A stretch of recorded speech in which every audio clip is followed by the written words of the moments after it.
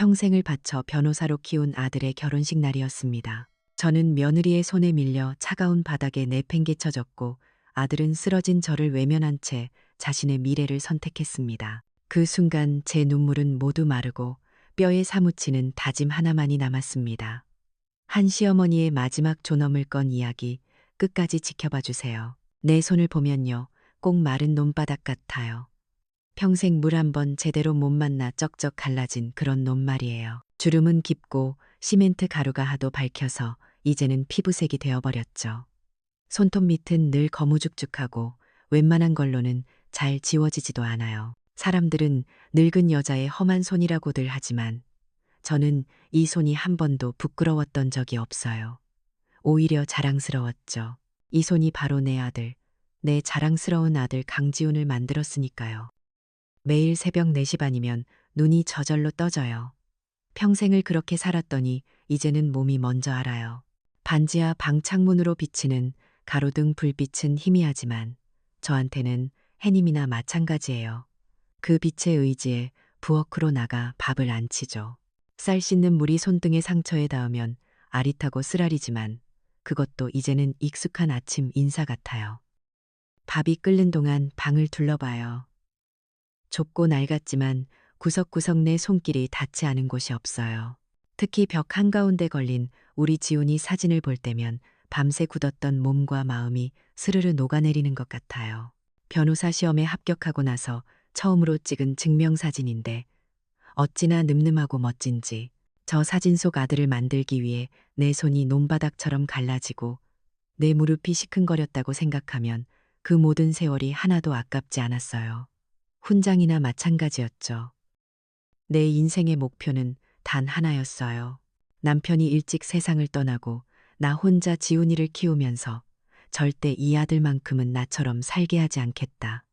이 악물고 다짐했죠. 그래서 남들 다 기피하는 콘크리트 미장 일을 시작했어요. 여자 몸으로 쉽지 않았죠. 여름에는 뙤약볕 아래서 살이 잃고 겨울에는 손발이 깨질 듯한 추위와 싸워야 했어요. 하지만 공사 현장에서 땀 흘리고 번 돈으로 지훈이 학원비 내고 새 책 사줄 때마다 그 피로가 눈 녹듯 사라졌어요. 내 손은 시멘트를 갤 때 가장 투박했지만 아들의 미래를 빚어낼 때 가장 성스러운 도구라고 저는 그렇게 믿고 살았어요. 그렇게 키운 아들이 장가를 간다고 했을 때 세상을 다 얻은 것 같았죠. 그것도 천무건설이라는 큰 회장님 댁 외동딸이라니. 우리 지훈이가 드디어 고생 끝에 빛을 보는구나. 이제 나도 어깨 펴고 살겠구나 싶었어요. 며느리 될 아이 한유라라고 했죠. 사진으로 봤는데 어쩜 그렇게 인형같이 예쁜지. 저런 귀한 집 아가씨가 우리 지훈이를 사랑해준다니 그저 고맙고 감사할 따름이었어요. 지훈이가 유라를 데리고 처음이 반지하 집에 오던 날을 저는 잊을 수가 없어요. 동네 어귀에서부터 번쩍거리는 외제차가 들어오는데 우리 집 앞에 딱 서더라고요. 차에서 내리는 유라는 머리부터 발끝까지 잡지에서 튀어나온 모델 같았어요. 그런데 그 아이 우리 집으로 내려오는 계단 앞에서 잠시 멈칫하더니 가방에서 하얀 실크 손수건을 꺼내 코를 가리더라고요. 그때 뭔가 마음 한구석이 서늘하게 내려앉는 기분이었어요. 집에 들어와서도 마찬가지였죠. 저는 그래도 반갑다고 고생해서 번 돈으로 사둔 과일이며 떡을 내놓았는데 유라는 엉거주춤 서서 방안을 훑어보기만 하더라고요. 그리고는 제가 내민 손을 마주 잡는 대신 자기가 가져온 쇼핑백을 건넸어요.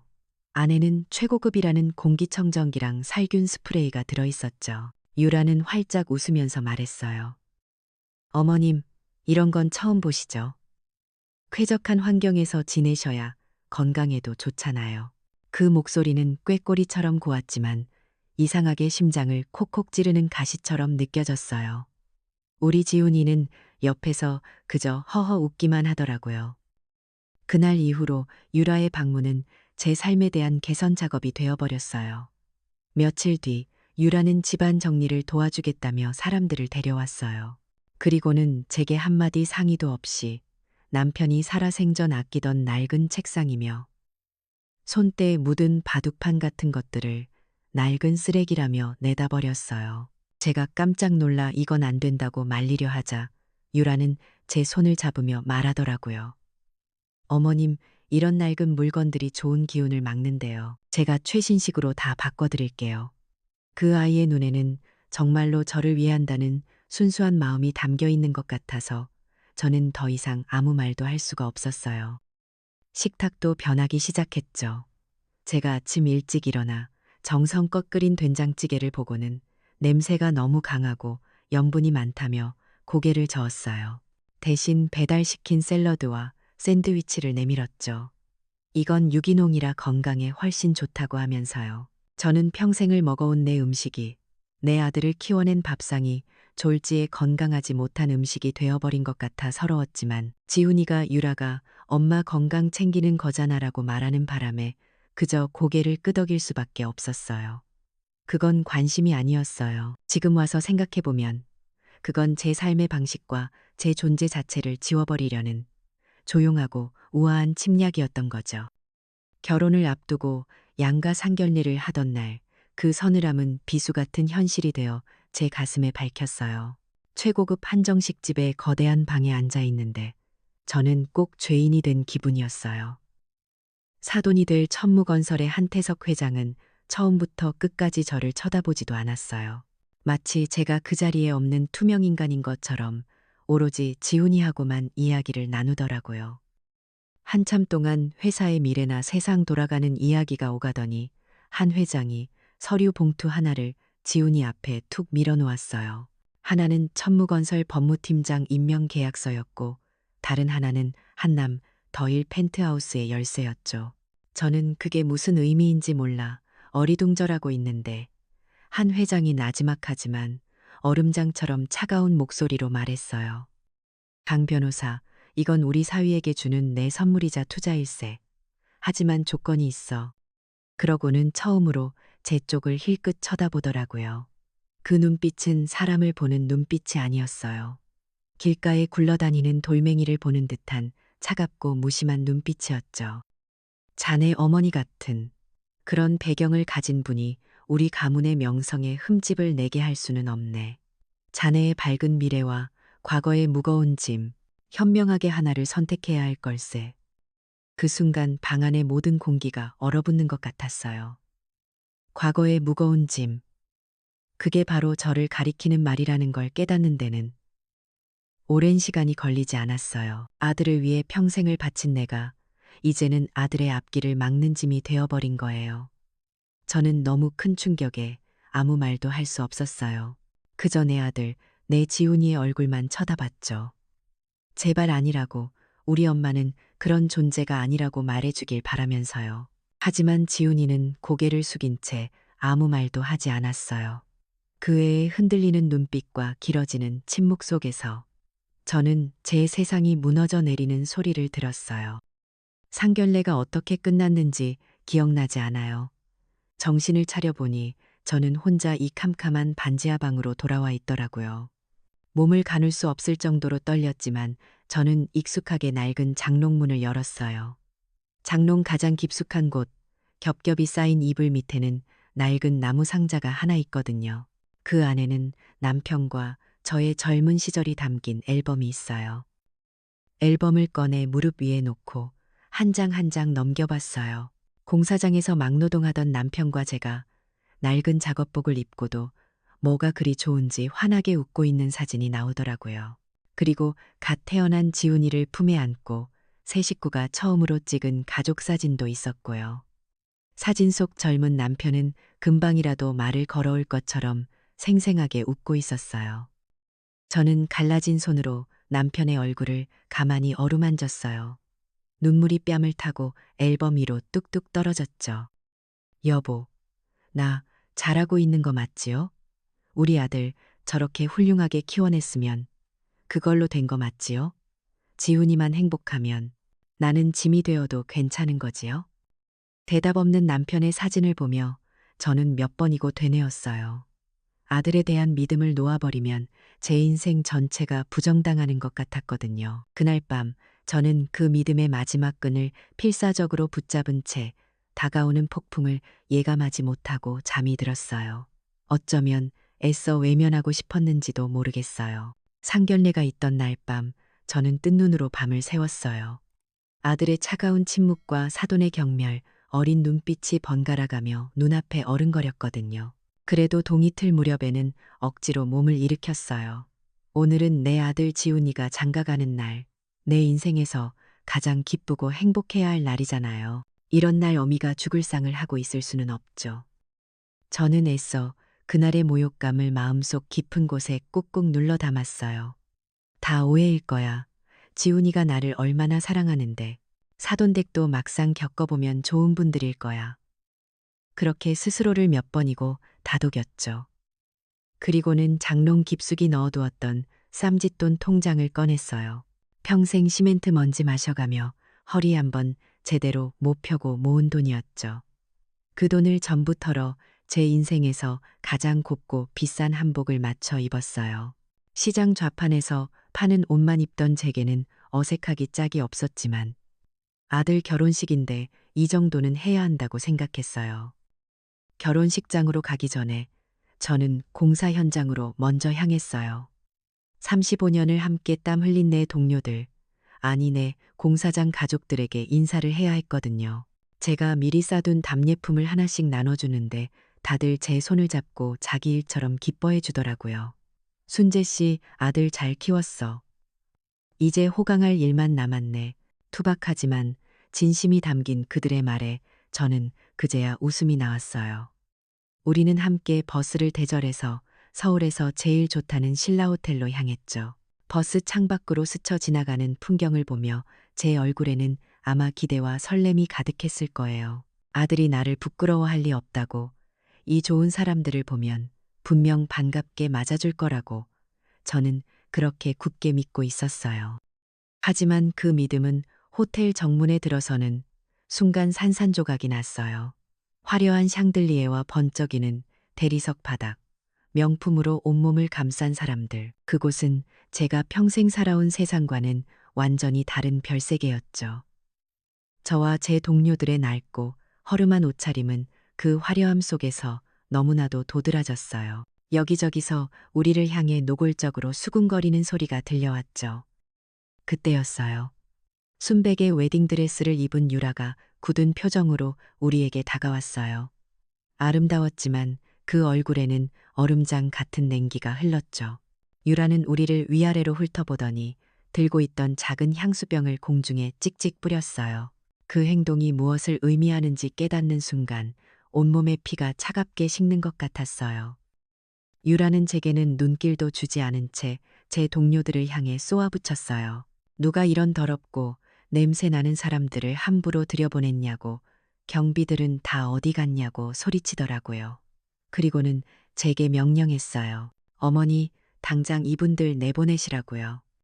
저는 너무 큰 충격의 말이 나오지 않았지만 제 뒤에 서 있는 동료들의 얼굴을 보고는 정신이 번쩍 들었어요.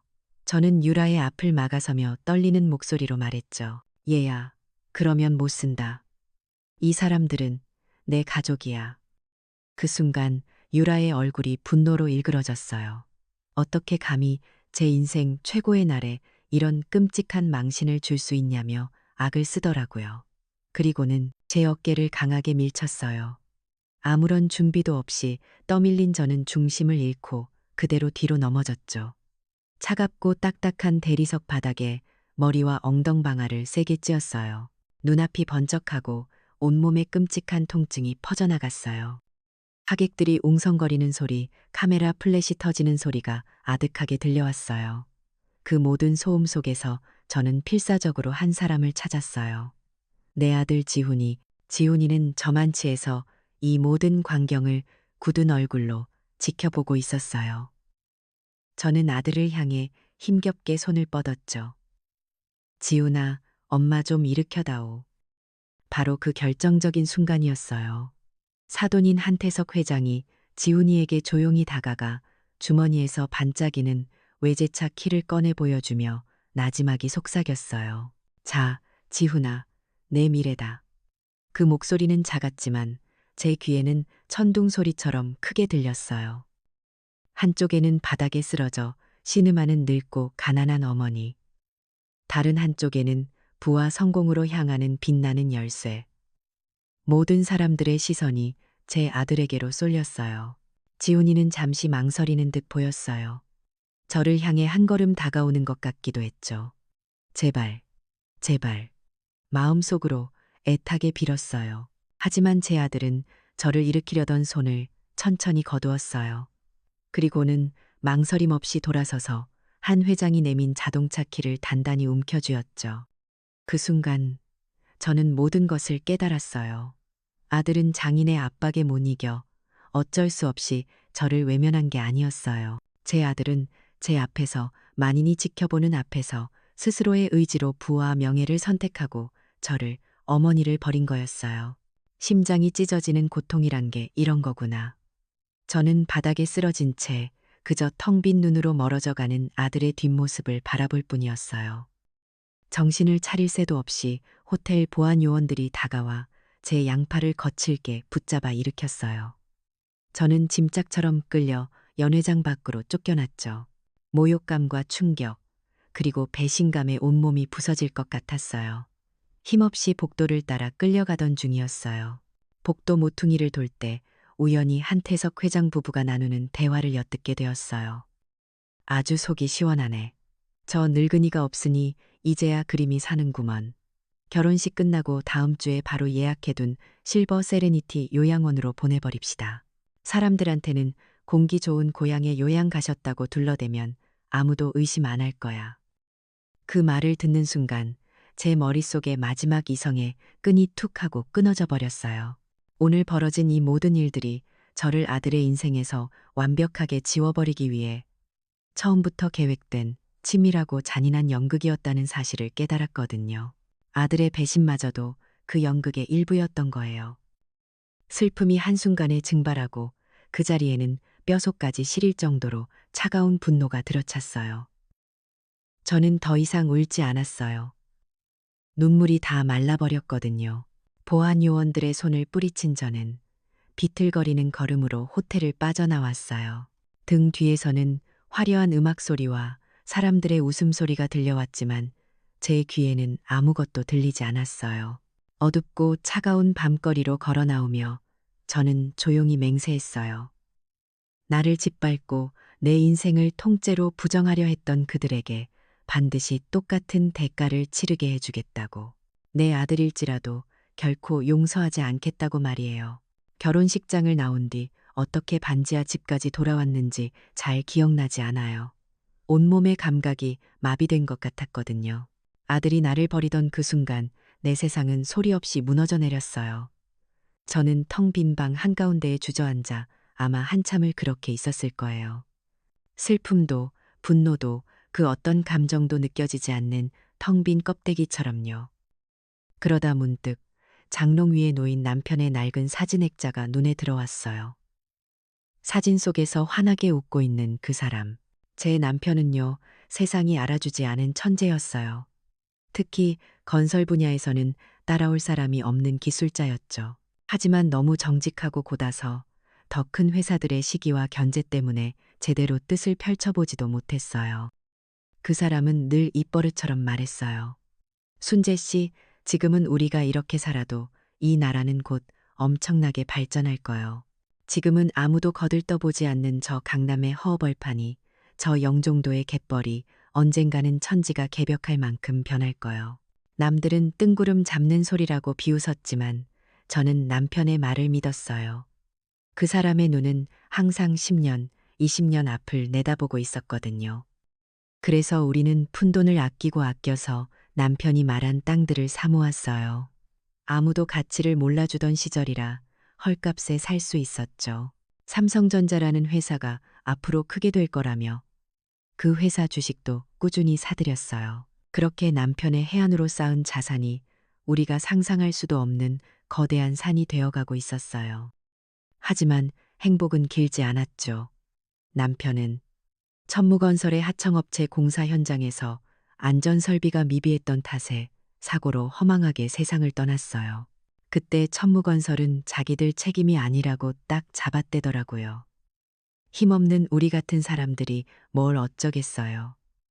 그저 눈물만 흘릴 수밖에 없었죠. 남편은 숨을 거두기 직전 제 손을 잡고 마지막 유언을 남겼어요. 순재 씨, 내가 모아둔 돈은 우리 아들 지훈이를 위한 것이오. 하지만 동시에 무서운 독이 될 수도 있어. 그러니 당신이 약속해 주시오. 당신이 평생 땀 흘려 일하는 모습을 아들에게 보여주시오. 돈보다 정직한 노동의 가치를 먼저 배우게 해야 하오. 만약에 우리 아들이 그 가치를 저버리고 돈의 노예가 된다면 그때는 이 모든 힘을 당신 자신을 위해 쓰시오. 당신의 존엄함을 지키기 위해 말이오. 그것이 제 아들의 인성을 시험하기 위한 남편의 마지막 계획이었어요. 저는 그 약속을 지키기 위해 수천억의 자산을 그대로 잠재워두고 35년간 시멘트와 흙먼지 속에서 살았던 거예요. 아들이 올바르게만 자라준다면 저는 평생이라도 그렇게 살 수 있었어요. 하지만 제 아들은 그 시험에서 너무나도 처참하게 실패하고 말았죠. 밤새 남편과의 기억을 더듬던 저는 동이 트자 자리에서 일어났어요. 더 이상 슬퍼할 시간도 주저앉아 있을 이유도 없었어요. 남편의 유언이 귓가에 맴돌았거든요. 이 모든 힘을 당신 자신을 위해 쓰시오. 저는 결혼식 때 입었던 값비싼 한복 대신 35년간 제 몸의 일부였던 낡은 작업복으로 갈아입었어요. 얼굴도 씻지 않고 머리도 대충 묶은 채 집을 나섰죠. 제가 향한 곳은 시내 중심가에 있는 가장 큰 은행이었어요. 자동문이 열리자마자 풍기는 시원한 에어컨 바람과 은은한 방향제 냄새가 낯설게 느껴졌어요. 흙먼지 묻은 제 행색을 본 직원들의 경멸, 어린 시선이 따가웠지만 저는 아랑곳하지 않고 곧장 VVIP 라운지로 향했어요. 입구에서 직원이 저를 막아서더라고요. 여기는 아무나 들어오는 곳이 아니라고 하면서요. 저는 아무 말 없이 주머니에서 낡은 열쇠 하나를 꺼내 보여줬어요. 그 은행의 가장 오래된 비밀금고 열쇠였죠. 직원이 어리둥절해하는 사이 안쪽에서 소란을 듣고 나온 지점장이 저와 제 손에 들린 열쇠를 보고는 얼굴이 새하얗게 질렸어요. 그는 수십 년 전 제 남편의 비밀 계좌를 관리해주던 젊은 행원이었거든요. 지점장은 거의 비명을 지르다시피 하며 달려나와 제 앞에서 90도로 허리를 숙였어요. 회장님, 드디어 오셨군요. 모든 것이 회장님의 지시를 기다리고 있었습니다. 주변의 모든 직원들과 고객들의 눈이 휘둥그레졌죠. 저는 지점장의 안내를 받아 라운지 가장 깊숙한 곳으로 들어갔어요. 그가 내민 서류에는 믿을 수 없는 숫자가 찍혀 있었어요. 5천억 원. 남편이 남긴 유산이 수십 년의 세월 동안 불어나 거대한 제국이 되어 저를 기다리고 있었던 거예요. 제 숨겨진 힘이 잠자던 거인이 드디어 수면 위로 드러나는 순간이었죠. 저는 서류에서 눈을 떼고 창백하게 굳어있는 지점장을 보며 차갑게 말했어요. 모든 것을 깨우세요. 이제부터 전쟁입니다. 그날 오후 제 앞에는 대한민국 최고의 변호사, 자산관리사, 기업 분석가들로 구성된 팀이 모였어요. 그들 대부분은 생전에 제 남편에게 신세를 졌거나 그의 능력을 존경했던 사람들이었죠. 그들은 제 이야기를 듣고는 모두 분노하며 기꺼이 제 칼이 되겠다고 말했어요. 우리는 밤새 한태석과 천무건설의 모든 것을 분석했어요. 그리고 마침내 그들의 가장 약한 고리, 아킬레스건을 찾아냈죠. 바로 무리한 은행 대출에 의존해 진행하고 있는 강남의 최고급 주상복합 엘리시안 타워 프로젝트였어요. 성공하면 대박이지만 실패하면 그룹 전체가 무너질 수 있는 위험한 도박이었죠. 우리의 목표는 정해졌어요. 복수는 단순한 돈 자랑이 아니에요. 상대의 가장 빛나는 성공의 꿈을 가장 끔찍한 악몽으로 바꿔주는 것. 그것이 진짜 복수죠. 회의를 마치고 팀이 마련해준 펜트하우스의 거대한 통유리창 앞에 섰어요. 창문에 비친 제 모습은 더 이상 초라하고 늙은 반지하의 노동자가 아니었어요. 슬픔과 분노로 강철처럼 단련된 거대한 제국을 움직이는 냉철한 지휘관의 얼굴이 그곳에 있었죠. 저는 제 거친 손을 들어 올려 가만히 내려다보았어요. 시멘트 가루가 밝힌 이 투박한 손. 한때는 아들의 성공을 빚어낸 희생의 상징이었지만 이제는 저들을 심판할 복수의 도구가 될 거예요. 저는 창밖으로 펼쳐진 서울의 야경을 내려다보며 나지막이 읊조렸어요. 여보, 이제 당신이 남긴 힘으로 저 오만한 자들을 심판하고 내 아들과 이 세상을 바로잡겠소. 제 목소리는 조금도 떨리지 않았어요. 복수는 뜨거운 분노로 하는 게 아니더라고요. 아주 차갑고 얼음장같이 냉정한 머리로 준비해야 하는 거였어요. 제 남편이 평생을 바쳐 쌓아 올린 성을 이제 제가 지휘해서 움직여야 했으니까요. 우리는 가장 먼저 홍콩의 서류상으로만 존재하는 회사를 하나 세웠어요. 이름은 에설레드 캐피털이라고 지었죠. 제 팀에 있던 젊은 친구가 알려주더라고요. 오래전 영국에 있던 왕의 이름인데 준비되지 않은 자에게 어리석은 조언을 내린다는 뜻이래요. 한태석 회장처럼 오만함에 눈이 멀어 제대로 준비하지 않은 자에게 우리가 달콤한 독이 든 조언을 건네주겠다는 의미였죠. 이름부터가 우리의 선전포고였어요. 에설레드 캐피털의 첫 번째 임무는 아주 명확했어요. 천무건설의 심장, 엘리시안 타워 프로젝트의 숨통을 끊을 비수를 찾는 거였죠. 그리고 우리는 그걸 찾아냈어요. 프로젝트 부지 한가운데에 유일하게 천무건설 소유가 아닌 작은 땅이 하나 있었거든요. 그 땅이 없으면 주상복합으로 들어가는 정문도 제대로 된 진입로도 낼 수가 없는 그야말로 알짜배기 땅이었어요. 우리는 모든 법적 검토를 마치고 완벽한 자금 흐름을 설계해서 그 땅을 원래 주인이 팔려던 가격의 2배를 주고 사들였어요.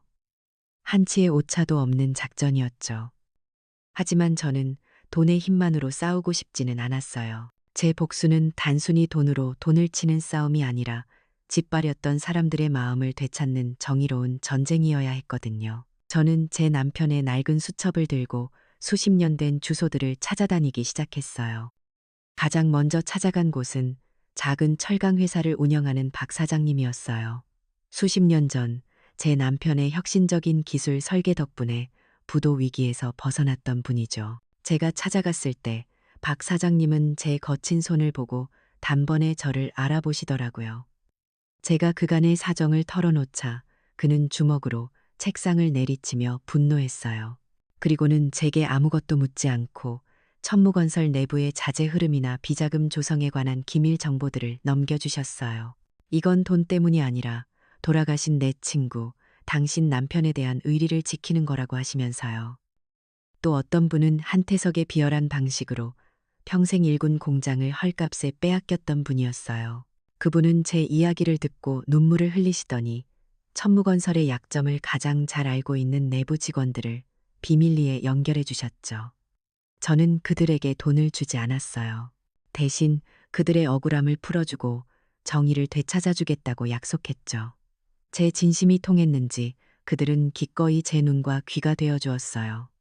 그렇게 돈으로는 절대 살 수 없는 사람의 마음으로 이어진 거대한 정보망이 만들어지기 시작했어요. 계획은 예정대로 실행에 옮겨졌어요. 에설레드 캐피털이 엘리시안 타워의 핵심 부지를 매입했다는 소식이 전해졌죠. 그 소식을 들은 한태석 회장은 코웃음을 쳤다고 해요. 제 정보망을 통해 들으니 어떤 멍청이가 나중에 몇 배로 비싸게 되팔려고 수작을 부리는 거라며 곧 제 발로 기어와서 땅을 팔 테니 기다리기만 하라고 큰 소리를 쳤대요. 오만한 자는 항상 상대방도 자기처럼 돈에 미친 탐욕스러운 인간일 거라고 생각하죠.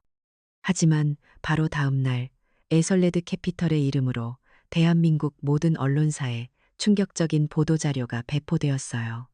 내용은 간단했죠. 에설레드 캐피털, 강남 핵심 부지에 24시간 운영되는 최첨단 농수산물, 새벽시장 및 물류센터 건립계획 발표. 그 파장은 어마어마했어요. 수십억 원을 내고 대한민국 최고의 주상복합에 입주하려던 VVIP 고객들을 상상해 보세요. 매일 새벽마다 창문 밑에서 생선 비린내와 시끄러운 트럭 소음이 들려온다는 상상. 그건 악몽이나 마찬가지였을 거예요.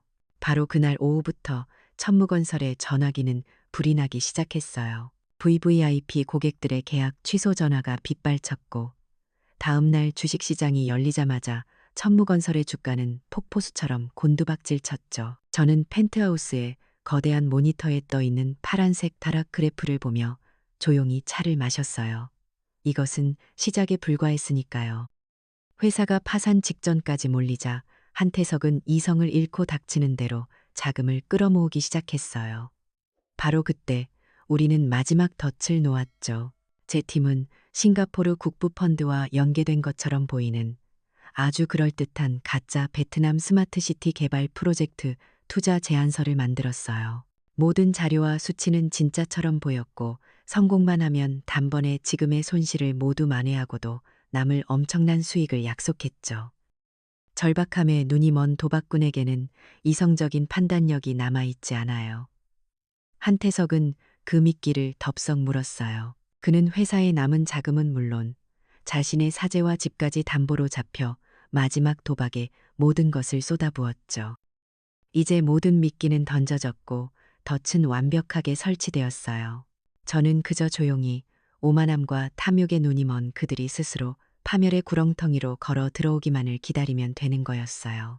창밖으로 보이는 도시의 불빛이 그날따라 유난히 아름답게 느껴지더라고요. 베트남 신도시 프로젝트가 사기였다는 사실이 알려지기까지는 그리 오랜 시간이 걸리지 않았어요. 애초에 모든 것이 신기루처럼 사라지도록 설계된 계획이었으니까요. 천무건설은 회생 불가능한 타격을 입었고 한태석 회장은 평생을 바쳐 쌓아 올린 모든 것을 잃었죠. 집도, 회사도, 명예도. 그에게 남은 것은 오직 빚더미뿐이었어요. 그렇게 모든 것을 잃고 나서야 그들은 마지막 지푸라기라도 잡는 심정으로 에설레드 캐피털에 연락을 해왔다고 해요.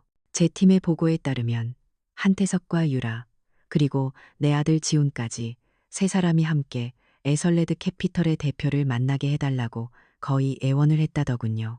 아마 정체 모를 외국인 투자자 앞에 가서 무릎이라도 꿇고 용서를 빌 생각이었겠죠. 저는 그들을 여의도에 있는 제 펜트하우스로 불렀어요. 한때 그들이 제 아들에게 선물이라며 내밀었던 한남 더일의 펜트하우스보다 더 높고 더 거대한 곳이었죠. 약속 시간보다 1시간이나 일찍 도착한 그들은 최고급 빌딩의 화려한 로비에서 안절부절 못하며 기다리고 있었어요. 한때 대한민국을 호령하던 재벌 회장과 그의 가족은 이제는 처량하게 용서를 구걸하는 죄인의 모습이었죠. 그들의 초라한 행색은 제게 일말의 동정심도 불러일으키지 못했어요. 마침내 약속된 시간이 되자 제 비서가 그들을 회의실로 안내했어요. 저는 서울의 야경이 한눈에 내려다 보이는 거대한 통유리 창을 등진 채 커다란 가죽 의자에 앉아 있었어요. 인기척을 느꼈지만 저는 바로 돌아보지 않았어요. 그들이 느끼는 마지막 한 조각의 희망마저 완전히 가지고 놀고 싶었거든요. 그들은 문 앞에 서서 아마 저를 외국인 투자자를 보좌하는 비서나 통역사쯤으로 생각했겠죠. 한태석이 먼저 입을 열었어요. 최대한 비굴하고 공손한 목소리로 에설레드 캐피털의 회장님을 만나 뵙고 사죄할 기회를 달라며 고개를 조아리더라고요. 저는 아무 말 없이 의자를 아주 천천히 돌렸어요. 끼익 하는 소리와 함께 의자가 돌아가고 마침내 제 얼굴이 드러났을 때 그들의 표정이 어떻게 변했는지 저는 평생 잊지 못할 거예요. 놀라움, 불신, 그리고 이내 온몸을 잠식하는 공포. 그들의 얼굴에는 세상의 모든 절망이 담겨 있었죠. 저는 최고급 실크 원단으로 맞춘 정장을 입고 있었어요. 제 손은 더 이상 시멘트 가루에 거칠지 않았죠. 최고급 관리를 받아 깨끗하고 단정했지만 그 손에 담긴 힘은 예전과는 비교할 수 없이 강력했어요. 저는 얼어붙은 그들을 향해 제 인생에서 가장 차갑고 냉정한 목소리로 입을 열었어요. 한 회장, 내 손이 당신 가문에는 어울리지 않는다고 했었지. 그런데 참 공교롭게도 바로 이 손이 지금 천무건설의 숨통을 아주 단단히 움켜쥐고 있군. 제 말이 끝나기 무섭게 제 등 뒤에 있던 거대한 벽면 스크린이 환하게 켜졌어요.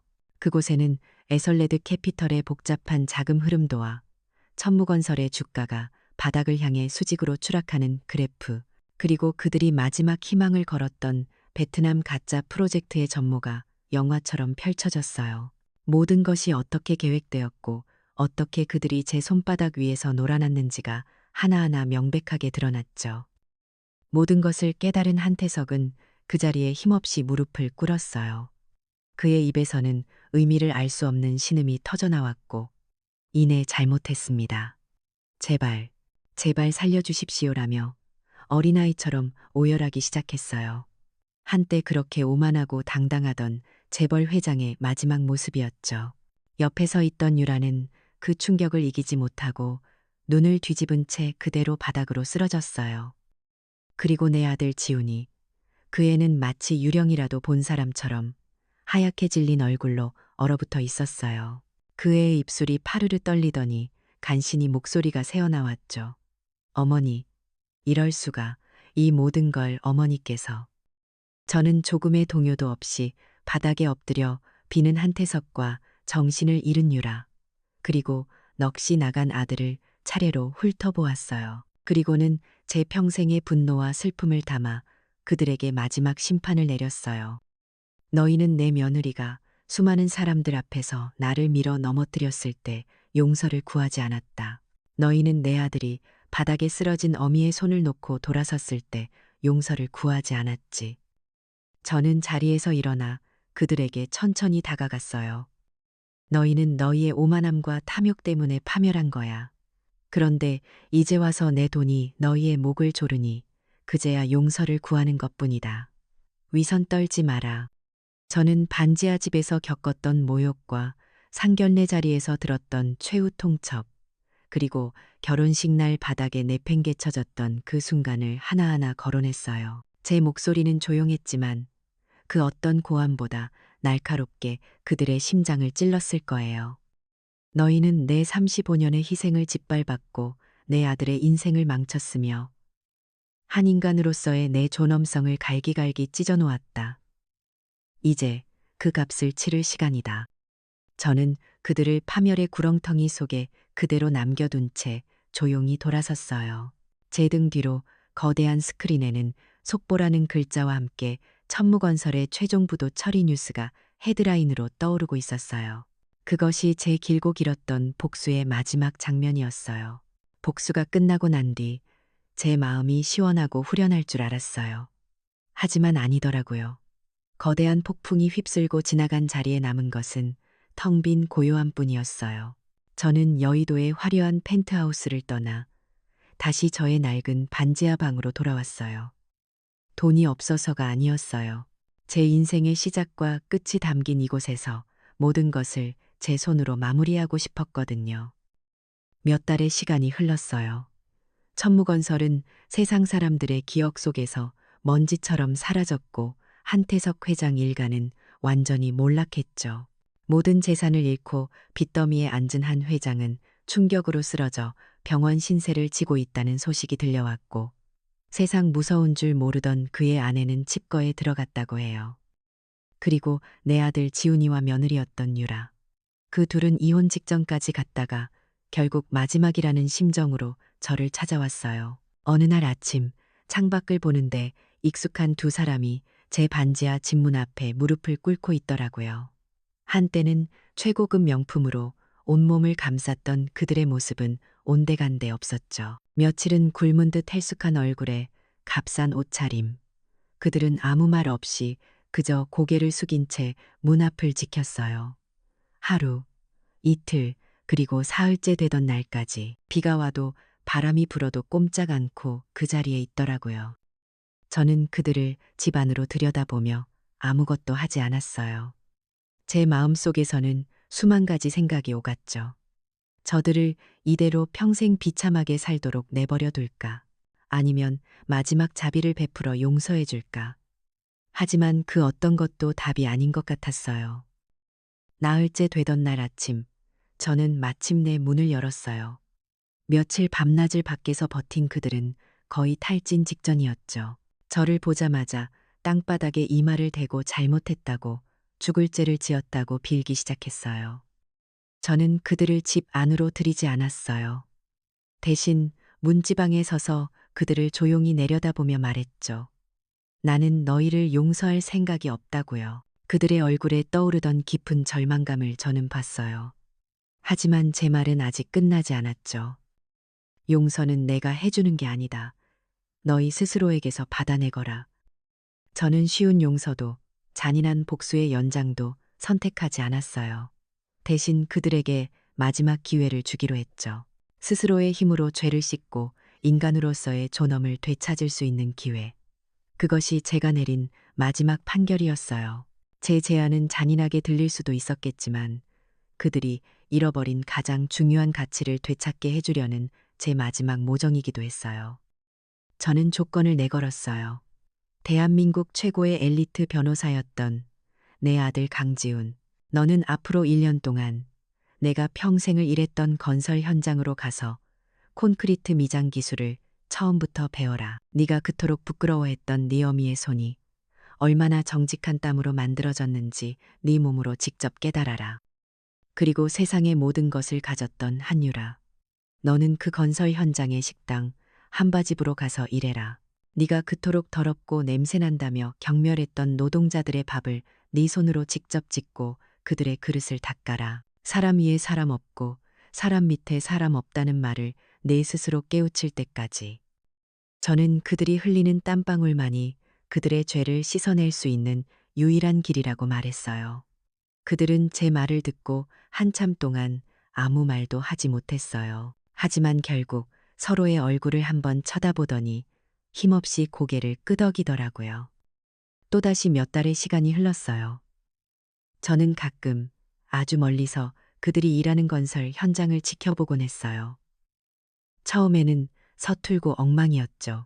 지훈이는 무거운 시멘트 포대를 나르다 허리를 삐끗하기 일쑤였고 유라는 뜨거운 밥솥 증기에 손을 대어 눈물을 찔끔거리기도 했어요.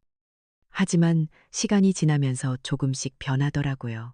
한때 명품 가방을 들었던 유라의 손은 이제 설거지하느라 붉게 트고 거칠어졌고 법전을 넘기던 지훈이의 손은 시멘트 물이 들어 굳은 살이 단단히 박여 있었어요. 오늘도 저는 멀리 차를 세워두고 그들을 지켜봤어요. 고된 하루 일과가 끝나고 지훈이와 유라는 다른 노동자들과 함께 한바집 구석에 나란히 앉아 저녁을 먹고 있었죠. 예전처럼 서로를 탓하거나 원망하는 기색은 없었어요. 그저 말없이 아주 천천히 밥을 씹어 삼킬 뿐이었죠. 그들의 눈빛에는 더 이상 과거의 오만함이나 탐욕이 보이지 않았어요. 대신 하루를 정직하게 살아낸 사람만이 가질 수 있는 깊은 피로와 고요함이 담겨 있었죠. 제가 언젠가 저들을 완전히 용서할 수 있을지는 저도 잘 모르겠어요. 어미의 가슴에 대못을 박은 상처가 그리 쉽게 아물지는 않겠죠. 하지만 저는 그들에게 돈이나 명예가 아닌 존중과 품이라는 단단한 토대 위에서 자신들의 삶을 스스로 다시 지을 수 있는 기회를 주었어요. 잿더미 위에서 자신의 땀으로 속죄하고 새로운 인생을 건설할 기회. 그것이야말로 제 복수의 완성이고 제가 거둔 가장 깊고 의미 있는 승리였다고 저는 생각해요. 진정한 체면은 분하 지위가 아닌 정직한 땀과 꺾이지 않는 존엄함에서 나오는 법이죠. 자신의 뿌리를 잊으면 파멸뿐이지만 진정한 속죄는 잿더미 위에서 시작돼요. 가장 경멸했던 것의 가치를 깨닫고 스스로의 땀으로 일어설 때 비로소 구원의 기회를 얻는답니다. 이것이 바로 한 어머니가 세상에 남긴 가장 위대한 유산이었어요.